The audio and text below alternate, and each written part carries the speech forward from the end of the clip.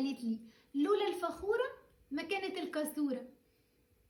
المثل ده من الأمثال اللي بتتقال على إعادة تدوير الحاجات وإعادة استخدامها، خصوصا لأن الحاجات اللي بتتعمل من الفخار كان معروف زمان ان الحاجات اللي بتعمل من الفخار بيكسروها بعد ما بيستخدموها، زي مثلا الفخار بتاع الزبادي، زي الفخار اللي كانوا بيستخدموه مثلا الاواني الفخاريه المختلفه ده من ايام قدماء المصريين، كانوا في اوقات كتير جدا بعد ما بيخلصوا استخدامها بيكسروها.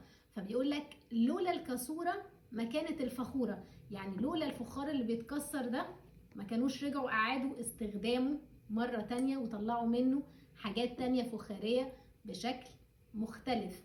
طبعا دي كانت برضو من الحاجات اللي ليها علاقة بالحرف، وخصوصا الفخار والكسورة معروفة والفخورة معروفة عند اللي بيشتغلوا في حاجات الفخار، لكن كمان بدأنا نستخدمها على الحاجات المختلفة أو في حياتنا، على الحاجة اللي خلصت أو اتكسرت وبنعيد منها أو بنطلع حاجة جديدة. زي ما نقول لك لكل حاجة بتنتهي حاجة تانية بتبدأ، فنقول لولا الكسورة ما كانت الفخورة.